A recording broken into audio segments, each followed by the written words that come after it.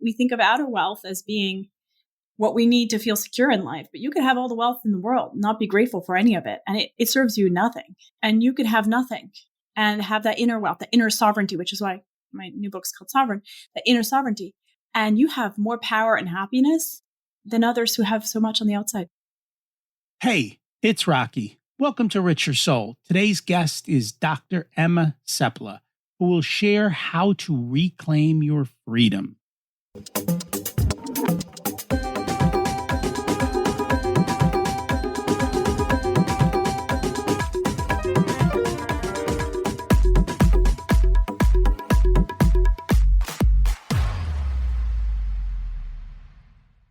Imagine it's 12 months from now, and you've achieved your major life goals. How does it feel to be in the best shape of your life? To wake up energized, excited about the day? To have great relationships and friends who support you and propel you forward? How does it feel to have an excess of money, to be able to make the choices you want? To be fearless and open to trying new adventures? Imagine being connected to the universe and it providing everything you desire. It's possible over time, and your past does not dictate your future. The only thing holding you back from this vision is you. It's time to take control of our thoughts and use them to our advantage. Welcome to Richer Soul, where we achieve our dreams and bring balance to health, wealth, relationships, time, and spirituality. If you have not had a chance to listen to episodes 1 through 9, I encourage you to go back and listen to the framework behind Richer Soul and how to create the life of your dreams. You can also find all the show notes for this episode at richersoul.com. Once again, we've got a scientific expert, this time from Yale, to talk about taking sovereignty over yourself. She's going to break some untruths we have been told about success and how to achieve and live it. Be sure to listen in as you hear how top performers and Ivy League grads and students feel about how happy they are in life. It may not be what you think. Dr. Emma Seppala is a Yale professor, best-selling author of The Happiness Track, and a research scientist who has researched the effects of meditation and breathing on happiness, anxiety, and trauma. She has a new book coming out, Sovereign: Reclaim Your Freedom, Energy, and Power in a Time of Distraction, Uncertainty, and Chaos. Let's meet Dr. Seppala and learn from her. Welcome to Richer Soul, Dr. Emma Seppala. It's great to have you join us today. Thank you so much. I'm happy to be here. And I'm excited for the conversation. We always like to start at the beginning. What was it like when you were growing up, and how much did your family and school teach you about money? I grew up in France and in Paris, which sounds really romantic, but actually the philosophy on the streets is quite negative, or at least it was when I grew up. There's always a sense that nothing's ever possible, you're never good enough. That was really the overarching sense. And yet when you look at France, they have everything, right? This beautiful, incredible culture and literature and free school, free healthcare, every Catholic vacation, every national vacation, and plenty of strikes on top of that. I mean, there's just beautiful food and it's an incredible place. And yet there is this sense on the inside of never enough. I'm not good enough. Not being aware of or grateful for what we do have, what they do have, right? And so that really was very interesting to me, because after France, I came to the US for college and saw, wow, here people are so much more positive. And it made me feel, wow, your mental state is your wealth. But I also saw that in the US, people work themselves into the ground. And there's a sense of suffering there. And then after the US, I went to China for 2 years after college, and I saw people who had nothing and were grateful for everything and were so resilient. There's such an inner strength there. And I realized, wow, we think of outer wealth as being what we need to feel secure in life, but you could have all the wealth in the world, not be grateful for any of it. And it serves you nothing. And you could have nothing and have that inner wealth, the inner sovereignty, which is why my new book's called Sovereign, the inner sovereignty. And you have more power and happiness than others who have so much on the outside. That makes a lot of sense. We've had many guests on, and we've talked about how the people who had literally nothing always seemed happy, and the people who had it all always seemed miserable. And it seems like you've experienced much of the same. So, did your parents or school teach you much about money as you were growing up, or was that just not even a topic of consideration? I had some friends who would talk about, oh, this person's house, they must have so much money. And whenever I would bring that up, my parents would say, don't think about, like, don't, they would tell me, don't talk about that. So they were never telling me, they were kind of like, this is not something that we should focus on. So, Okay. And I'm assuming school didn't teach you much either. no. No.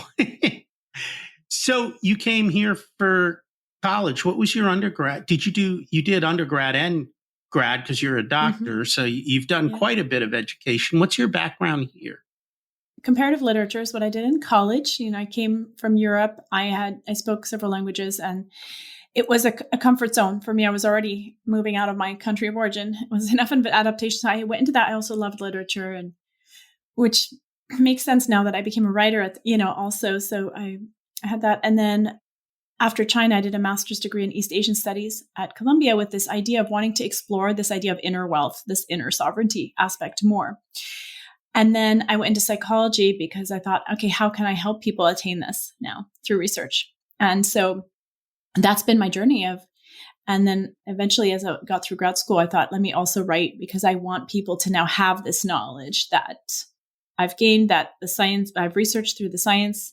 So that's been how I've thought about how can I share this, because people need to learn how to create more of that inner wealth, that inner sovereignty. And that's a perfect topic for us. Mm-hmm. And we'll chat about it. Before we do, though, you're currently at Yale. You're a professor there, correct? Yep. I teach leadership, emotional intelligence, positive leadership, and so forth to executives that come through the Yale School of Management. Okay. Just out of curiosity, these days it seems education's on the front lines. It's for a variety of reasons, the cost, all of the other turmoil that seems to be going on. And on top of that, we have a changing world in which what we need to learn and how we can learn has dramatically shifted, I would say, in the last 10, maybe 20 years. Because when I grew up, knowledge was gold. Today, knowledge is free. You can get any piece of knowledge you want. Half the time it's figuring out what's true, what's not, what's the true truth and what's a partial truth. And so I think there's a massive shift going on. What are you hearing and seeing in your institution?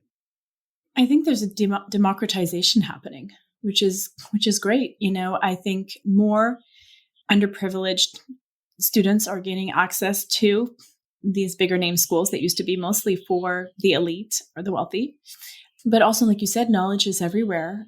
And just the other day, I met someone who he didn't have any education, and he needed to he saw this ad to be an electrician for a specific type of thing.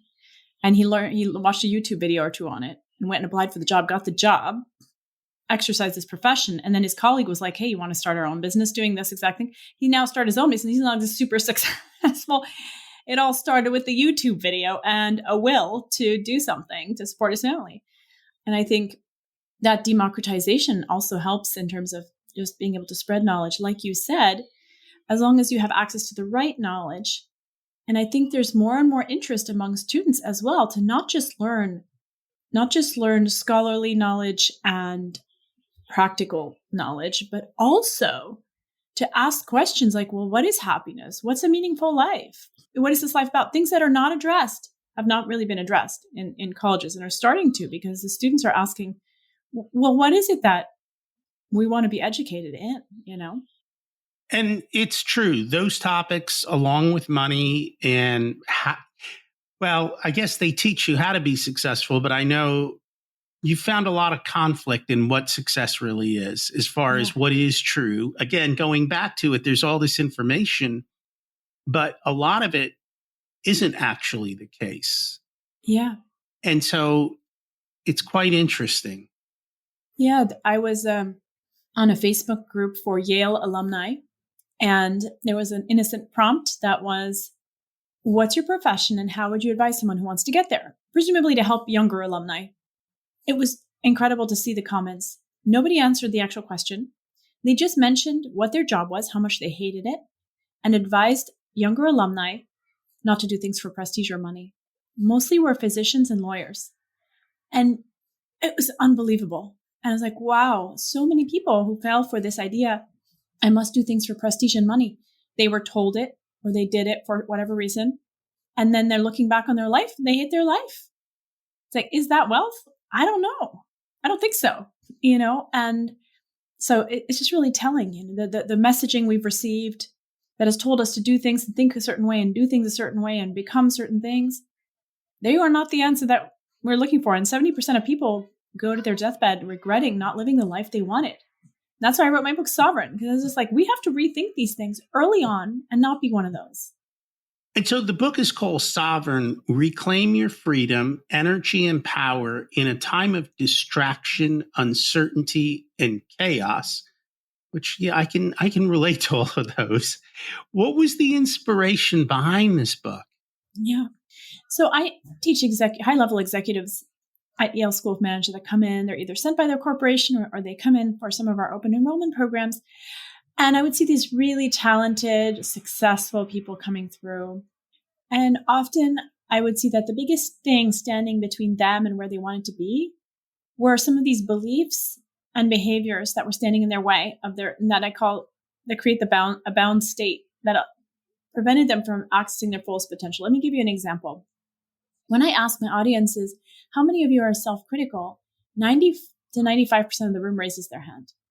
So I ask, what kind of words do you say to yourself when you make a mistake? And usually the words they say are, you're such an idiot, and worse, like terrible words that people tear themselves apart with. And when you look at the data, self-criticism leads to anxiety, depression, fear of failure, less willingness to try again. I mean, basically the opposite of resilience, the opposite of what you want as a leader. And whenever I look at those individuals in the room who do not raise their hand, they show up so powerful. So powerful. When you look at the data, when you have a more life supportive relationship with yourself, you actually end up better mental health, better physical health, better relationships and ability to connect with others, better cognitive skills like memory, attention, and creativity. I mean, the list goes on. And yet this is another form of social conditioning or programming, whatever you want to call it, that we've bought into. That's false. And I differentiate between self-criticism, which is basically beating yourself up, shaming yourself, and self-awareness. Self-awareness is like, oh, my stats aren't that great. I need help in stats, or I need to improve my stats, right? But that's different from self-criticism, which is sort of that beating ourselves up, which, again, the majority of people are doing and don't even realize it's a problem. It's a real problem that's keeping them from where they want to be. That's just one example of what sovereignty is. Is that a US-based phenomena, or is that a worldwide phenomena on how people talk to themselves? Most of the audiences I talk to endorse this type of relationship with themselves. We talk about toxic workplaces, toxic relationships. Most people are walking around in a toxic relationship with themselves. And that's one example. Another example is emotions. So I teach emotional intelligence as well. And most people will say that when they have big, bad, negative emotions, they suppress them. They just push them down. That's what the world is up to, right? And we have so many temptations to help us numb our feelings, whether it's entertainment or booze or work, or, it can look healthy, whatever it is, over exercising. But all those, we've just not learned how to cope with our negative emotions. We've never, like you said, we haven't received training in money. We haven't received training in what to do with our negative emotions. So you can be at this high level leader who still doesn't know more than a 5-year-old about what to do with emotions because we've never been taught. And yet when you suppress your emotions, what actually happens is the emotion gets stronger and it lasts. You notice that a child will be angry for 2 minutes and then it's over. And they're best friends with the person they were mad at. But how long can an adult be angry for? A lifetime, right? And so emotional sovereignty is turning these kind of patterns around and no longer suppressing, which does involve experiencing the emotion and feeling it, among other things. I mean, I give a number of tools, but that's something that's really hard. It means you have to have the courage to go through the pain of whatever it is you're feeling. But on the other side of that is deliverance, and you're free, and you can be sovereign. You can be powerful. You can show up powerfully. So we all know that, the harder we are on ourselves, the more we suppress our frustration, so forth, it ends up coming out in the people we love the most and want to hurt the least, or our closest colleagues, most important colleagues. Not that you want to vent your emotions out, but it's the, feeling it to heal it. That's one of the aspects of emotional sovereignty. And emotions play a big role in our relationships at work as well as at home. Oh, I'm sure that they do. I want to take a step back, though. How do we turn off that negative voice in our head? Yeah. How do we tame that? Mm-hmm. It's such a good question. I like to keep things really simple and pragmatic. If you have do you have a child? Have you had children? I have two. They're grown and out of the house now. But yes, Yeah. I've been through the growth of that. So when they were 5, 6, 7, you were aware of when was the last time they ate, when was the last time they drank, did they sleep enough, did they go outside, right? You have a sense. You have a pet, you have the same sort of sense. I just keep things really practical. Oftentimes we will get, when you hear that you made a mistake or something, instead of asking, am I good enough, which is really what self-criticism asks, it puts you down and it's sort of questioning, am I good enough? And asking what's good for me right now. And sometimes you've done something and it's a hard day. What you need is actually take a break, go outside, take a walk, take a nap, do the things, keep things really practical and even on the physical level to try and retrain yourself, that instead of beating yourself up or pushing yourself harder or, distracting yourself with Netflix for 6 hours, which leaves you leaving just as miserable after, doing something to fill your tank. It's reprogramming the brain to have a life supportive relationship. So that's one example. I discuss a few, but that's one of the examples I think is very kind of a practical takeaway. What's good for me other than instead of, am I good enough? And that makes sense. How quickly can we reprogram habits? Is it something that can be done in a couple of weeks? Does it take months and years? Do we need to use, specialized ways? Or is it just as simple as you kind of described it? I think it depends, one, on how intentional you are about it and how much you want to do it. And two, if you're engaging in self-awareness exercises that help you even notice what's going on. Because we take in over 60,000 gigabytes of information every day. So our mind is chock full of stuff, right? And so you may not even aware that you're feeling burnt out, tired, and hungry, and you're now reacting in a certain way, or you're doing X, Y, Z, or you're beating yourself up. If you're not aware of it, there's nothing you can do. So the most basic and important sort of self-awareness exercise you can do is contemplative activities like meditation, breathing exercises, or even just going outside and being in nature without your phone, or just moments where you are with yourself. Like our whole modern life has trained us to be disconnected from ourselves.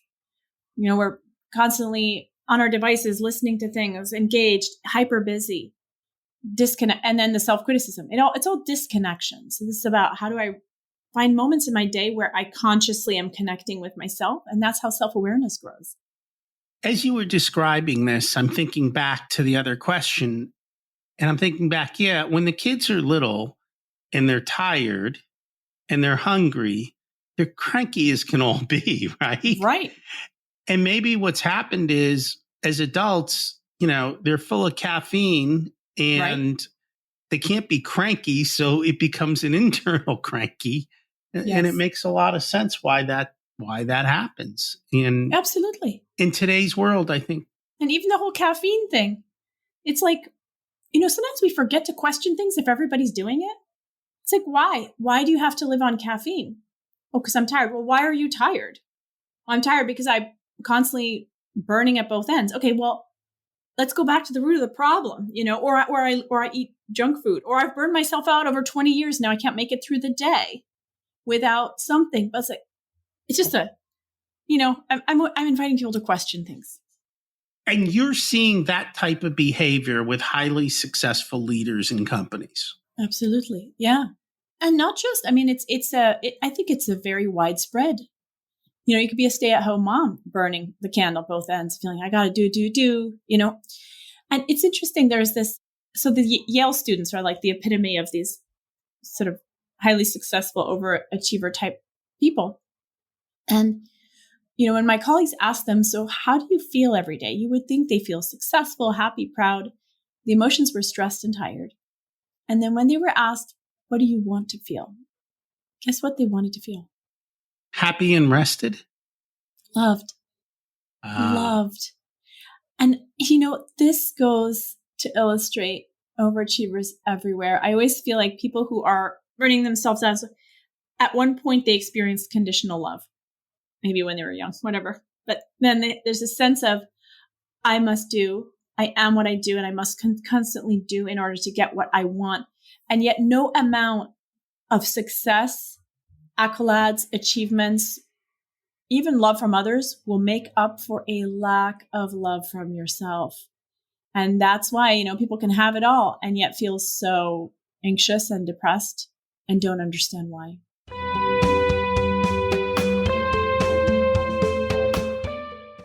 Today's episode is sponsored by Profit Answer Man Podcast. Did you know that most small business owners hate looking at their financials? It's one reason they may struggle with business success. The Profit Answer Man podcast helps them ensure they are profitable and can pay their employees and weather the storms we all have to face. It's built on the Profit First methodology of pay yourself first. The Profit Answer Man podcast is a must listen to for every small business owner and anyone who wants to help them survive and thrive. Check it out on your favorite listening platform.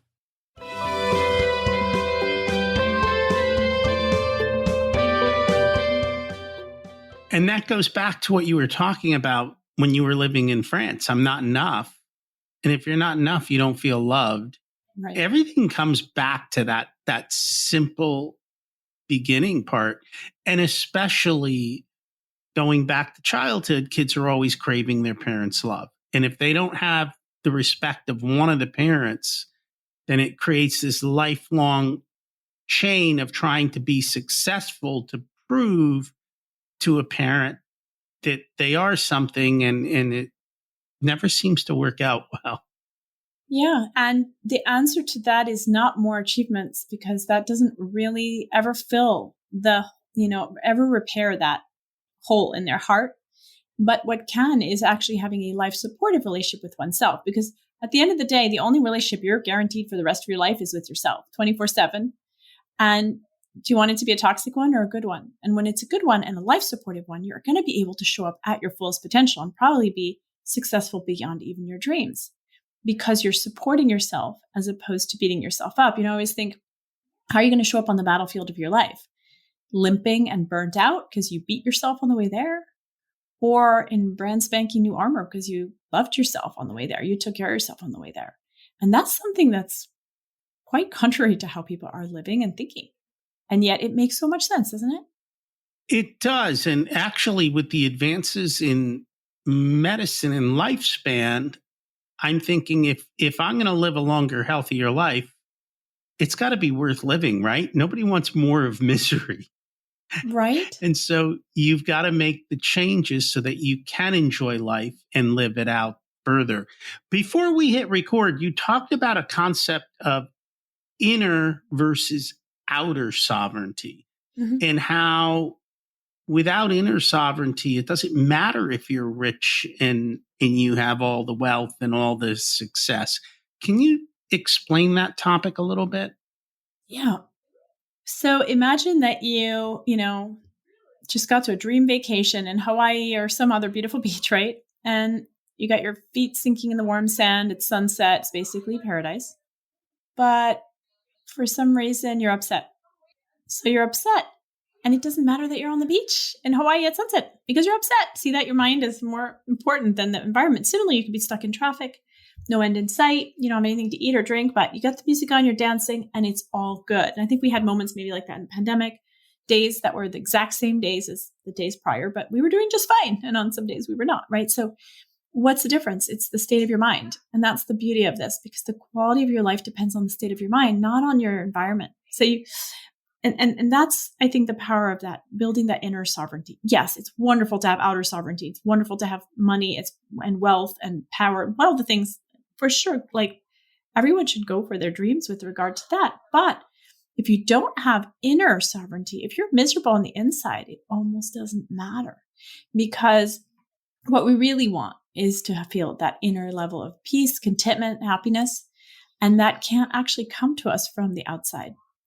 Having looked at, the signs of happiness for the last 10 years, I can summarize in one sentence that the happiest people are the people who have lived lives of characterized by compassion in some ways. Doesn't mean you have to be, feeding orphans in Somalia or anything, but that in some way you're contributing to others' lives in a way that's meaningful to you.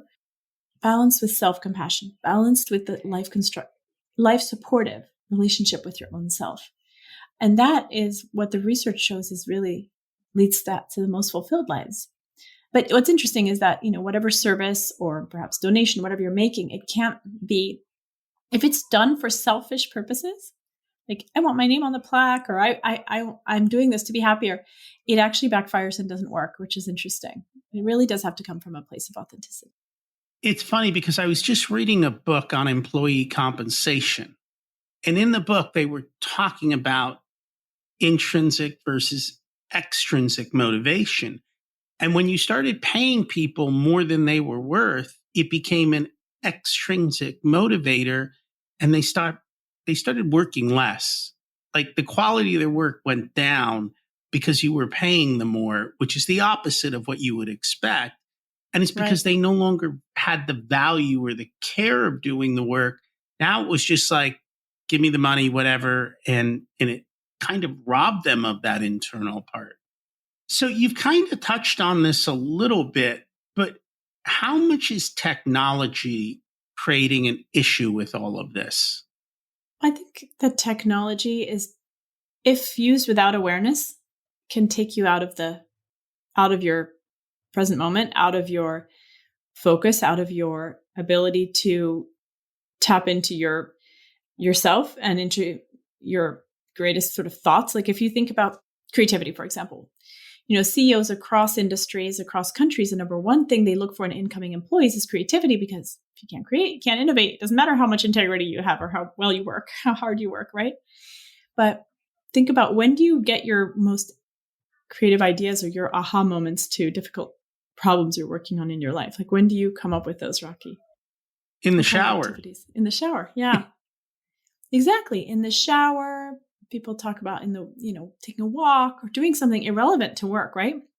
What happens then is our brain goes into alpha wave mode. So it's not highly focused. It's not totally relaxed. It's like in between space. That's when we're most receptive, or you can think of it as the brain is in active problem solving mode. And that is when you're going to get your most innovative ideas. And, so many companies out there are trying to create more innovation among their staff. And yet they keep them at desks stressed out and, maybe micromanaged or at least overburdened with work. That's not how you're going to get the best innovation, but also out of yourself. So if you're constantly on your phone from the moment you wake up, you're stopping yourself from being in that alpha wave mode, because you're in this hyper-focused mode, which is preventing you from coming up with your best ideas. So that's just one example. Speaking of school, they've actually looked at creativity in kids. And when they walk into school at 5 or 6, the creativity is extremely high percentage wise. And very quickly it declines. By the time they get to college, it's almost non-existent. I know. It has been, beaten out of them or programmed out of them or whatever you want to call it. Mm. And so it's probably going to be hard for employers to find people with it, because it hasn't been rewarded. And even most employers don't always reward creativity, because if you do something different, 98% of people are going to say that's not the way we do it here. That, we've always done it this way. Creativity is actually kind of rebelled against in most places. Yeah, it's a good point. And that creativity crisis is so sad and so true. I mean, I have currently a 6 and a 9-year-old, and they're both very creative. And I think about, I don't want them to lose that, I mean, I've kept them off screens, and I plan to keep them off screens as long as I can. But definitely we have an education system that prioritizes logic and reason, which is great, but at the risk of cutting out creativity and intuition. So, and I talk about intuition in my new book, Sovereign, because research shows that we all have the ability. Yeah. Einstein said intuition is a gift or a divine gift or something like that.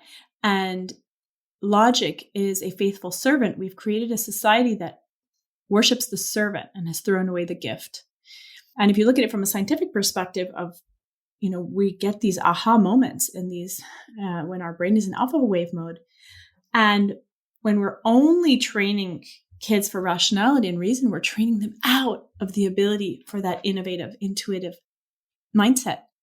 And at the same time, if we keep people on devices, the same thing happens because they're constantly focused. So we got to really rethink, and regaining sovereignty over your own potential is, and I have a whole chapter on intuition because there's a lot of research behind it. Neuroscience, the military studied it, and this ability to be innovative is really a powerful potential that we all have if we allow ourselves to access it and know how to. I guess I was lucky with my kids when they were your kids' age. The iPhone was just barely coming out. So they didn't have that kind of screen time. And the one thing that I got them, we found a stack of Lego blocks. So they weren't a set. There was no instructions. It was just hundreds upon hundreds of random pieces and said, have fun. Yeah. And later, when my son got older in high school, he was involved in robotics. And in robotics, they're like, look, here's the goal. Here are the rules. You can use anything you want. And there's actually a part supplier that a lot of these engineers use. It's called McMaster Parts. My son he didn't live on Amazon. He'd be ordering screws and different types of metals and learning how to create and play with all this stuff and bring it all together to make it work to create a task. And I think it helped him dramatically leap ahead of everybody else, just in the way he thinks. Yeah, I bet. Absolutely. That's wonderful that you did that. Nurtured his creativity. Yeah, part of it was accidental. Part of it was intentional. I mean, I didn't know what I know today, so I can't take credit for it back then. But I knew some stuff was common sense. Like, hey, these are the things that they're talking about. And this is what everyone says they want, but yet nobody's showing kids or teaching kids how to do it. So you just have to create the opportunities where they themselves will go forward. So they're pulling us, we're not pushing them. Right. And I think that makes it so much easier for parents. Absolutely. Now, the other thing is we're living in uncertain times, right? We've got economic woes. Parts of the world are fighting with other parts of the world. All of this stuff comes up. So I think it's probably causing anxiety and fear in people. And I know for me, I hate uncertainty. I'm getting better with it, but that in itself can create more anxiety. How do you suggest people work through that? I mean, the only thing we know for sure is that things are always changing. That's one thing we know. And our environment's changing, our body's changing, our life is changing constantly. But there's a steadiness that we can have in the storm. And that's the internal, like I was talking earlier, that internal sovereignty, that ability to stay grounded and centered. And that is something that you can train into your nervous system. So I've conducted research with people who are highly stressed, veterans with combat trauma. And using a breathing technique called sky breath meditation, it not only reduced their trauma, but helped retrain their nervous system. So if you think about it, even our daily life, we're trained to be in fight or flight. Like we're really trained to activate our stress response. We're really good at that. But we are not trained for the opposite, which is the calming response, the parasympathetic nervous system. And what our research has found is that using a breathing practice, you can retrain your nervous system to be calmer and to be more resilient in the face of stress. And this is a breathing practice called sky breath meditation that we researched. It's offered for veterans and military at no cost through a nonprofit called Project Welcome Home Troops. And then for everyone else, it's offered through a nonprofit called Art of Living, which is like a nonprofit started in India that uses a lot of yoga-based breathing, but it's quite a unique methodology. And what my colleagues and I have found is that when placed in a stressful situation, people who have trained in this breathing practice end up with more resilience than others because they've trained their nervous system to be calmer. And I think that's really powerful. And meditation is another tool that can help with this. And I think it's key, in a time when things are moving so fast, accelerating so much, and stress levels are so high, we need something to counterbalance it that's equally extreme, which is sitting, closing your eyes, and training yourself for that inner stillness, but also training yourself for connection with yourself. And is that, I do a lot of different breathing techniques. A lot of them are based on cyclical rhythms like, 4 in, hold 4, 8 out, those types of patterns. Is that the same concept, what the sky meditation is? The sky breath meditation has a number of breathing practices together. And yeah, and that's why I kind of think of it as a protocol. You have to learn it with an instructor over like a 2-3 days over Zoom. They have them all the time. And so it's not like, I love the shorter breathing practices that you're talking about. I think they're very useful in the moment. And then that protocol, I would say, is good for sort of conditioning your nervous system. Like we condition our muscles so we can be stronger, right, outside the gym, but you can condition your nervous system so you can be more resilient or calmer outside of that time too. And I took a nervous system mastery course last year. Oh, great. And as part of that, a lot of the different things were different breathing techniques, and then stacking the breathing techniques together, one on top of the other, figuring out what works for you and looking at sympathetic activation versus parasympathetic activation and watching that. And I have an HRV monitor, so it kind of tells me every morning, you're this way or that way, and you need to relax, or you can go a little bit harder. And then I found a breathing app that also has hundreds, if not thousands, of different breathing things on there. And so fantastic. Just this morning, I think I did one that was about 60 minutes long. And to think about breathing for 60 minutes, when I first started, I was like, how am I going to do this? Nowadays, it's like, I got up early today. I might as well knock one of these out. And it's impressive how much you can feel the energy and the change in your body by following all of these rhythmic patterns and doing different ones. And so it's been still playing, still learning, still trying to pay attention in the moment and work through it. But yeah, it's definitely amazing how all of that kind of comes together, which that also comes back to energy management. And we really haven't. Is there something more than just sleep to energy management? Yeah. I mean, first of all, if you are constantly running at high stress, chronically elevated stress, you're going to be burning through your energy much faster. For example, it's like if you're taking your phone and you're doing a million things at once on it, and you're going to burn through the battery.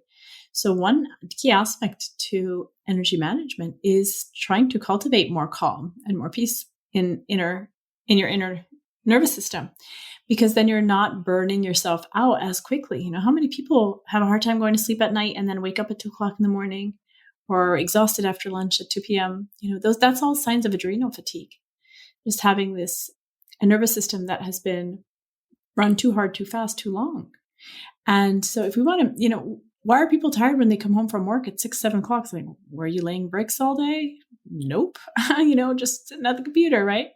And it's 100% due to the high intensity of our lives. Now, a lot of stress cannot be helped. Like you have an aging parent you've got to take care of, or little kids, or financial difficulties, health difficulties, etc.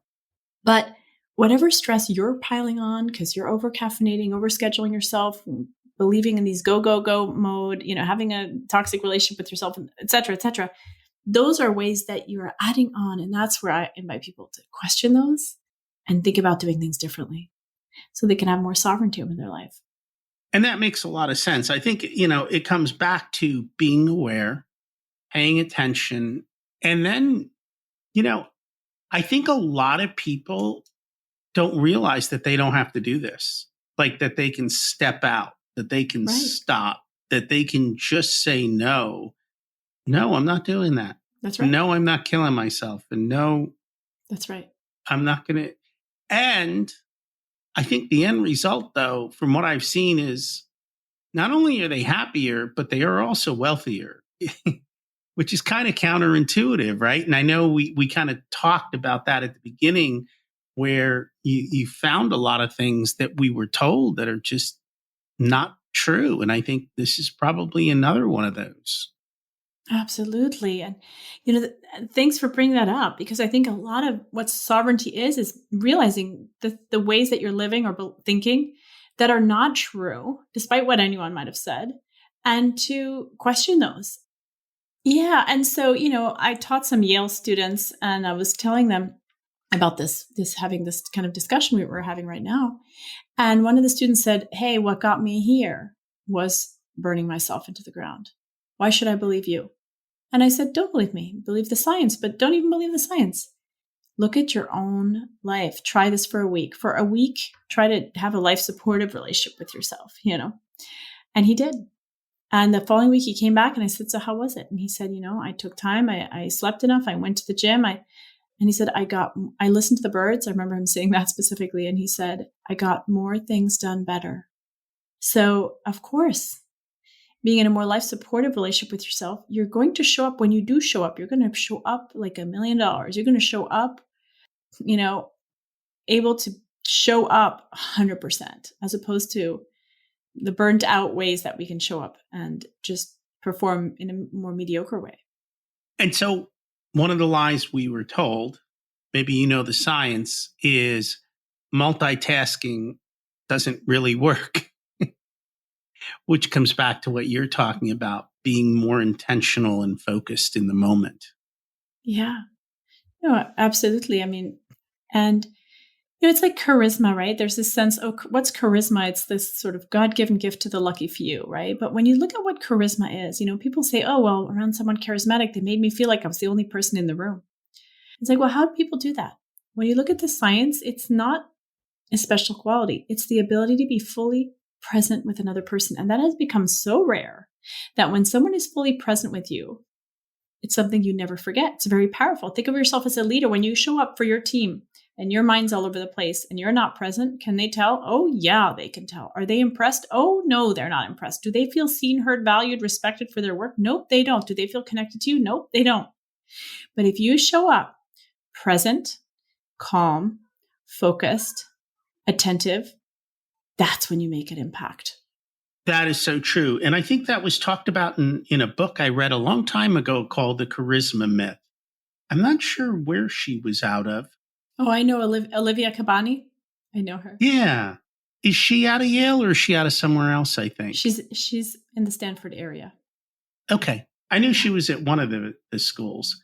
And it was interesting to read all of that. Yeah.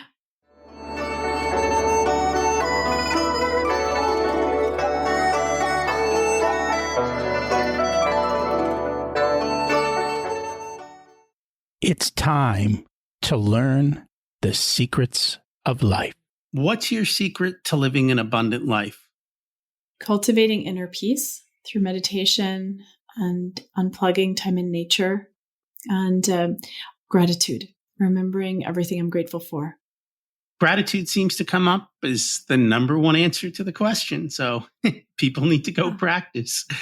What did you learn later in life that you wish you would have learned sooner? To have a life supportive relationship with myself. And one of those things we are not taught. And this is probably, well, you're at a college. So if you were to give an 18-year-old one specific piece of wisdom, what would it be?